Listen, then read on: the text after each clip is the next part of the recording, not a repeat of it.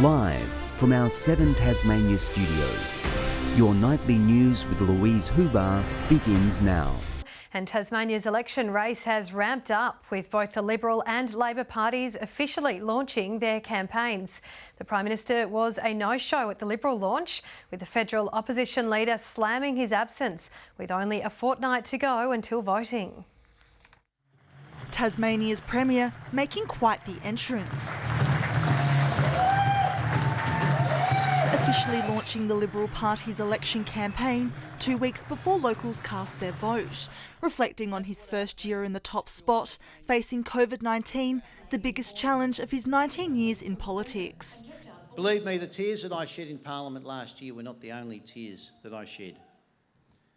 But those decisions, no matter how hard, were necessary to keep us safe. As difficult as this was at times to keep Tasmania safe, I'd do it all again in a heartbeat. While pushing to stay as leader of Tasmania. So I say to Tasmanians, when you decide who you'll be voting for, please consider this question. Who do you want sitting in the Premier's chair when the next big challenge comes? No sign, however, of the Prime Minister, who is still expected to visit the state before voting day. We look forward to the Prime Minister attending Tasmania, but I can tell you one thing, Peter Gutwein has proven again today, he can stand on his own 2 feet. Magnificent campaign launch here today. We don't need Albo to help us. Scott Morrison's absence, however, slammed by the federal leader of the opposition at Tasmanian Labor's campaign launch during his second visit to the state. Scott Morrison has ignored the interests of Tasmanians. Backing local leader Rebecca White, gunning for the state's top job. The Labor Party will always back the underdog. And I've got to tell you that I've never wanted anything as much as I want to be Premier of this state that we all love. Pushing for jobs, health, housing and TAFE after 7 years out of power. They are committed to delivering a government that works for all Tasmanians. Labor has a shared vision of a place that we want Tasmania to be. We want Tasmania to be better and fairer for everyone.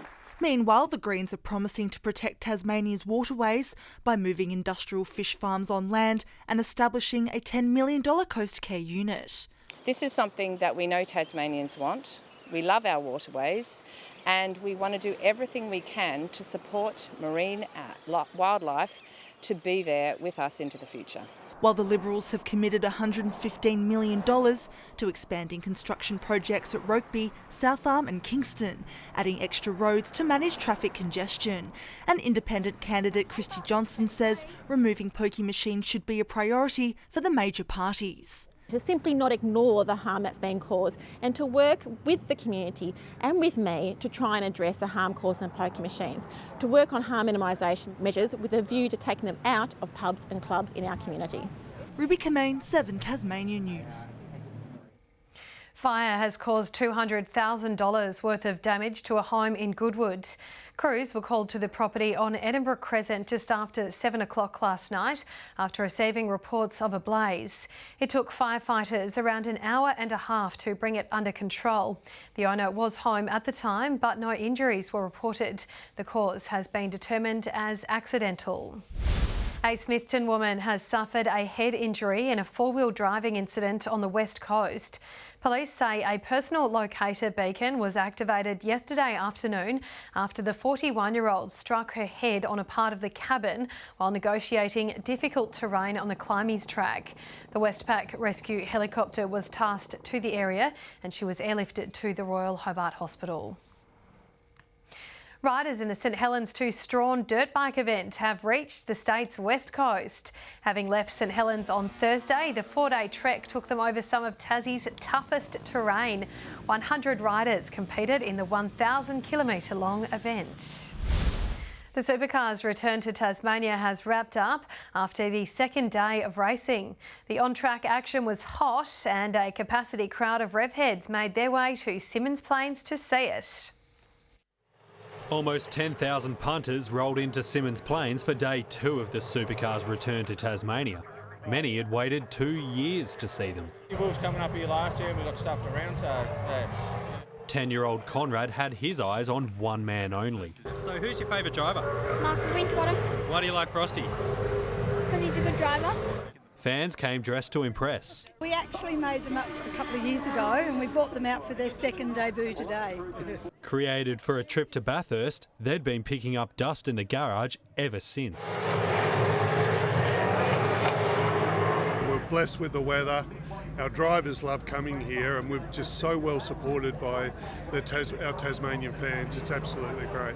The support not going unnoticed by teams either. It's great to see that many people out, and it's great to have so many people back in the paddock. Obviously we missed this last year, you know, we're on the road and largely just for television, so it's great to be actually interacting with the public again.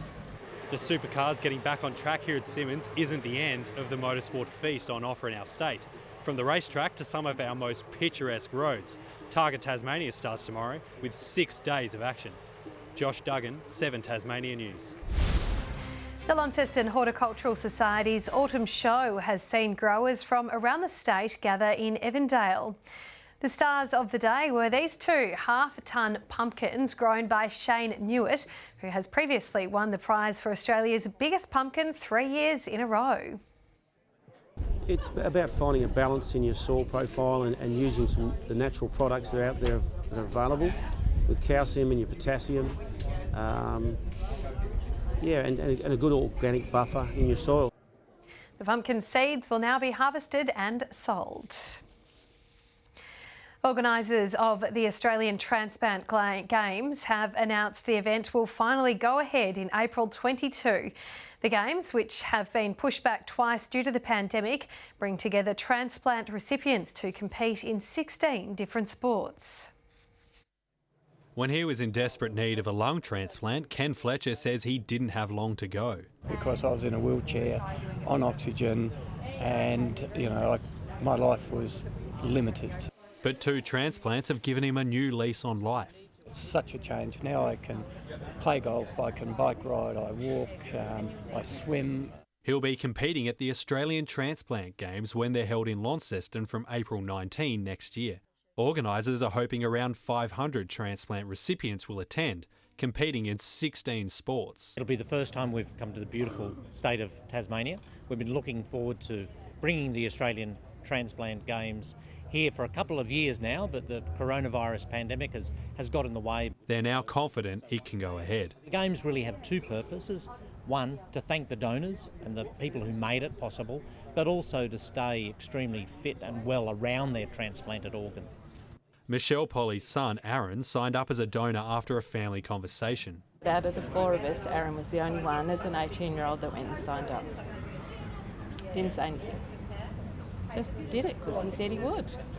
Events like this reinforce Michelle's appreciation for the difference her son made to 4 lives. And hearing their lives improve and what they've been able to give to their families, they've seen grandchildren and great-grandchildren, is enormously rewarding. Josh Duggan, 7 Tasmania News.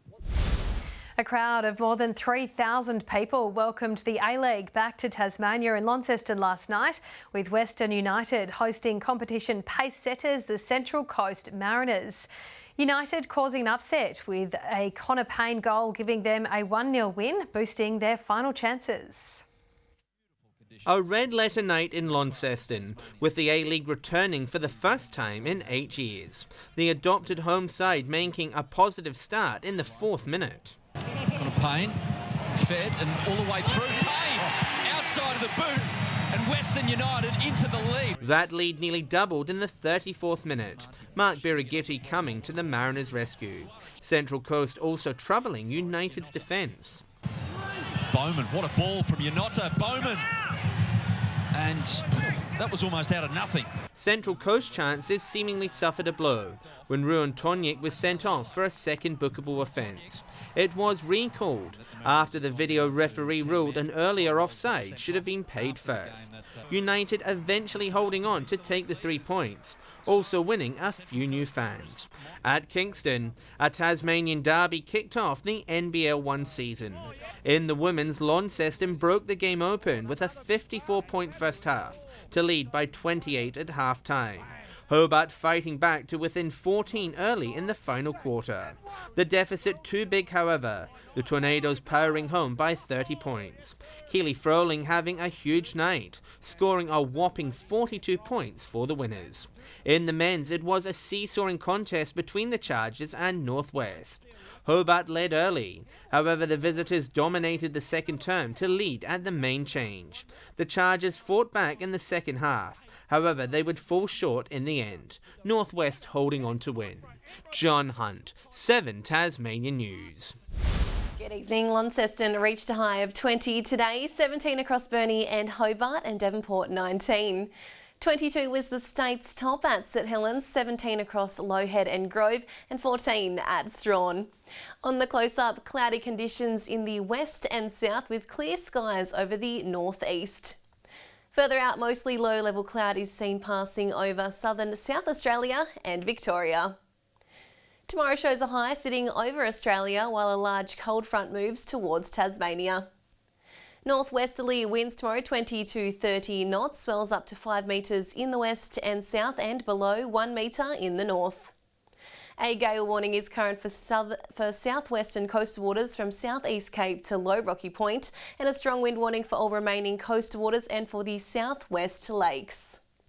Tomorrow's forecast now: Hobart 19, showers increasing across Dover and Ouse. In the north, 18 at Launceston, Devonport and Scottsdale, showers increasing. Burnie and Stanley tomorrow 17, Strawn windy with showers increasing. St Helens 19, mostly sunny in Swansea, and Ross 18. Looking ahead to the 3-day forecast now: Tuesday, showers contracting to the west, far south and northeast in the evening. Wednesday, areas of morning frost with showers developing in the west and north. And Thursday, showers contracting to the west and far south. Capital cities 24 and partly cloudy in Perth tomorrow. Darwin 35 and showers increasing in Cairns. And currently Hobart 15 and cloudy, Launceston 13 mostly clear, and Devonport 14 and partly cloudy. That's all for weather tonight, Lou. Looks like we'll have to bring out the winter woolies this week. Thanks for that, Jackie. That's all your news now for this Sunday evening. Thanks so much for joining us. Kim and the team will be with you tomorrow. Good night.